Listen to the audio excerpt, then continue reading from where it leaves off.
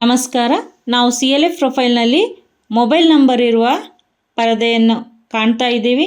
ಇಲ್ಲಿ ಪದಾಧಿಕಾರಿಗಳ ಹೆಸರು, ಅವರ ಪದನಾಮ ಹಾಗೆ ಅವರ ಮೊಬೈಲ್ ಸಂಖ್ಯೆಗಳನ್ನು ಕಾಣಬಹುದು.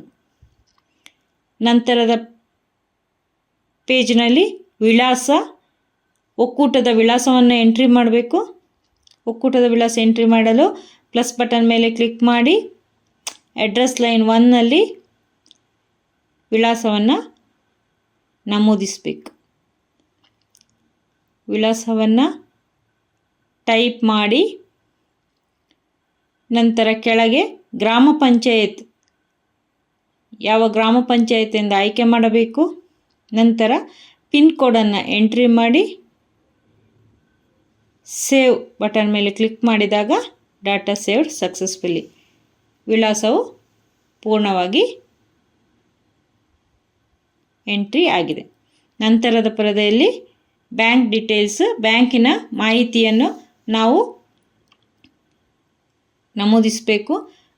ಎಡಿಟ್ ಮೇಲೆ ಕ್ಲಿಕ್ ಮಾಡಿ ಬ್ಯಾಂಕ್ ಮಾಹಿತಿ ಮೊದಲೇ ಎಂಟ್ರಿ ಆಗಿರೋದರಿಂದ ಬ್ಯಾಂಕ್ ಬ್ರಾಂಚ್ ಅಕೌಂಟ್ ನಂಬರು ಸರಿಯಾಗಿದೆ ಎಂದು ಒಮ್ಮೆ ಪರಿಶೀಲಿಸಿ ಸೇವ್ ಕೊಟ್ಟು data update successfully.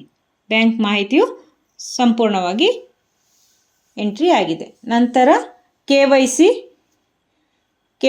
Document type PAN card, edit ಮೇಲೆ ಕ್ಲಿಕ್ ಮಾಡಿ KYC document type PAN card, ID number, ನಂತರ ಪಾನ್ ಕಾರ್ಡ್ ಫೋಟೋವನ್ನು ಇಲ್ಲಿ ಕ್ಯಾಮರಾದಲ್ಲಿ ಕ್ಲಿಕ್ ಮಾಡಿ ಅಪ್ಲೋಡ್ ಮಾಡಬೇಕು. ನಂತರ ಸೇವ್.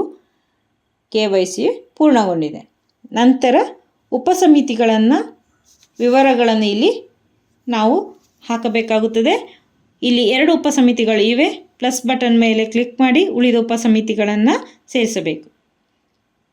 ಉಪಸಮಿತಿ ಆಯ್ಕೆ ಮಾಡಿ ದಿನಾಂಕವನ್ನು ಆಯ್ಕೆ ಮಾಡಬೇಕು ಮತ್ತು ಸೇವ್ ಬಟನ್ ಮೇಲೆ ಕ್ಲಿಕ್ ಮಾಡಬೇಕು. ಒಂದು ಉಪಸಮಿತಿಯಲ್ಲಿ 2 ಸದಸ್ಯರು ಇರಬೇಕು.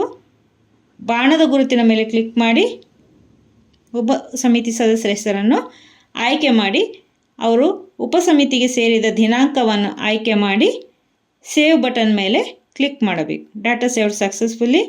ನಂತರ ಮತ್ತೆ ಪ್ಲಸ್ ಬಟನ್ ಮೇಲೆ ಕ್ಲಿಕ್ ಮಾಡಿ ಸದಸ್ಯರನ್ನು ಆಯ್ಕೆ ಮಾಡಿ ಅವರು ಸೇರಿದ ದಿನಾಂಕವನ್ನು ಆಯ್ಕೆ ಮಾಡಿ ಸೇವ್ ಬಟನ್ ಮೇಲೆ ಕ್ಲಿಕ್ ಮಾಡಬೇಕು. ಧನ್ಯವಾದಗಳು.